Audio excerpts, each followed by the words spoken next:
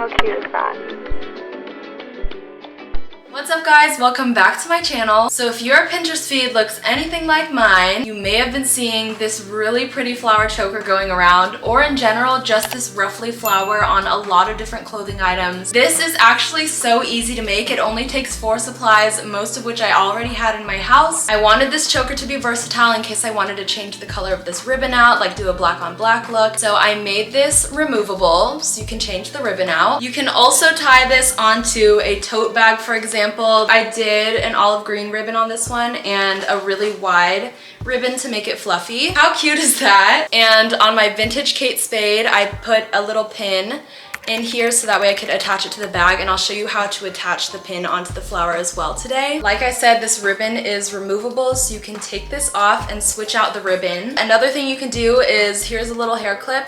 I'm just gonna slide it into the back piece and you can add it into your hair. Please, please, please, if you haven't already, I would love if you hit the like button on this video. And if you haven't already subscribed, my name is Angelynn and I love to make videos about crafts and fashion, and I upload about once a week. So anyways, now without further ado, let's get started. First up, for supplies today, you will need 3/4 inch width or wider ribbon. I could only find the ribbon that I liked in a 1.5 inch width, and it had wire in it. So I'll show you how you can cut that down to size, as well as how to remove the wire if you would like to do so. Next, you'll need a ribbon for the tie part of your choker. I'm using a 1/4 inch width. And you will also need felt, a ruler, scissors, needle and thread, and a hot glue gun. If you'd like to make a pin instead of a choker, you'll need some sort of pin backing instead of the 1/4 inch width ribbon. And now it's time to get started. So I'm starting off with my wide ribbon. This is gonna be the color for our flower, and I'm measuring 3 feet of this. I got so close to the end of the roll that I just decided to use all of the ribbon, which was a mistake. I ended up cutting off the excess later, so I highly recommend sticking to the 3 feet thing. As you can see, my ribbon is wired. It's a very weak wire, but I still wanted to take it out to see what my ribbon would look like. So here I am pulling it out. It's as easy as it sounds. I don't know if I was too rough with it or if this is just a delicate fabric, but it got kind of wonky and weird in some places, so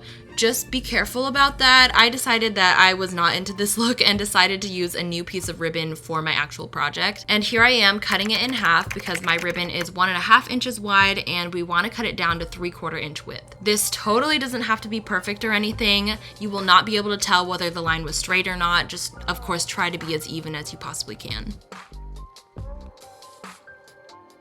Next, I'm measuring my thread. I'm doing about 2.5 feet of this. At the end of my project, I ended up not cutting off any excess, so if you're bad at tying knots and need extra slack, then I would do 3 or 3.5 feet. Then I knotted the end of my thread, so that way, of course, it doesn't go through when we're sewing. Here is a very large scale version of the knot that I did, since the color thread that I use is kind of hard to see.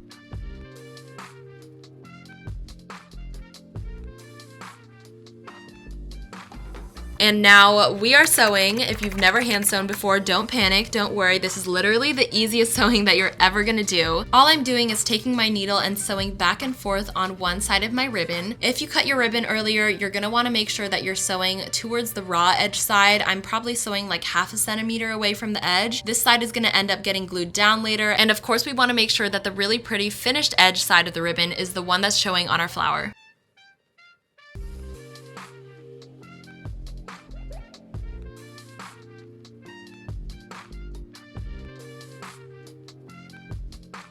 You're gonna continue this all the way to the end. Gathering our ribbon on this thread is what's gonna give us that really pretty ruched look later. For demonstration purposes, I showed you guys how to do everything on my darker pink ribbon, but I went ahead and switched to this lighter pink for my actual project because I'm going for like a cute little dainty ballet core look. As you can see, I didn't cut off any excess thread, so I used all 2.5 feet of my thread. If you want a more roughly flower, you can scrunch the ribbon up more on your thread and then just tie a knot lower. Next, I'm cutting a 2.5 inch wide circle out of my felt. I was too lazy to go around my house and like measure all the jars and cups to see what one was the right size for me to trace. So I'm using this curled up receipt, making sure it's 2.5 inches wide, and then tracing that onto my felt. A little tip if you want to have like a cleaner finished project, try to cut on the inside of your ink when you're cutting out your circle, especially if you used like a really thick fat marker or Sharpie when you traced your circle, or if you have a light sheer color for your flower, you might be able to see the felt circle through your project a little bit, and just the ink on the edges is gonna give it like a very DIY look. At this point, I realized that maybe a white circle would have been better for me, so I went ahead and cut out a white circle instead of using the dark pink one. Totally do not regret this. I think it looks so much better this way. If you want to make like a pin instead of the choker, you're going to want to take out those jewelry pin backings and glue them. You can either glue like the flat circle side directly onto the felt, or you can glue a circle onto the felt and then punch the pin through, if that makes any sense, and glue it that way. You just might not have as much space to hold fabric on the inside of the pin anymore, but it's kind of like extra security.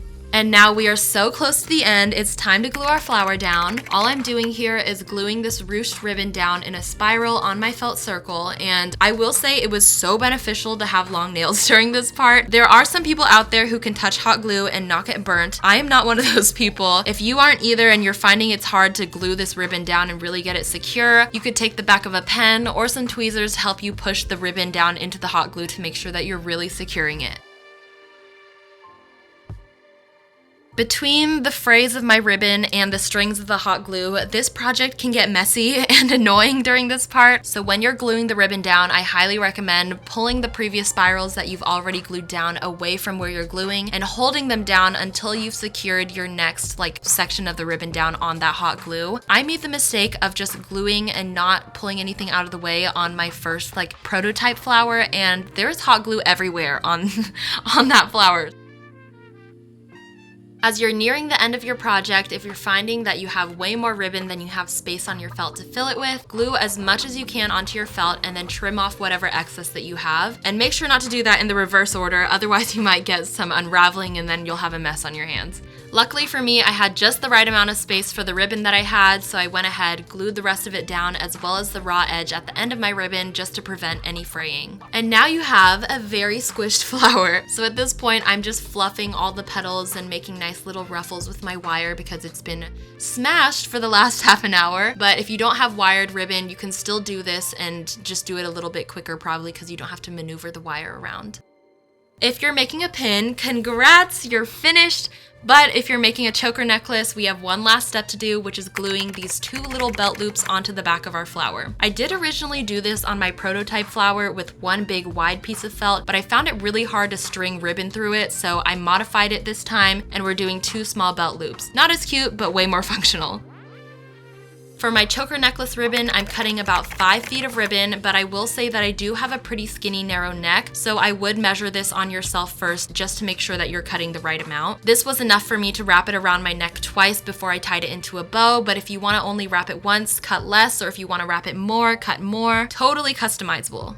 And that is how I made this adorable flower choker. If you enjoyed today's video, please give it a thumbs up. Since my long break from YouTube, it helps me with the whole algorithm. I don't know how it works exactly. And also comment and let me know if you made this yourself, what other videos you'd like to see from me. Thank you so much for watching, and I'll see you in my next video.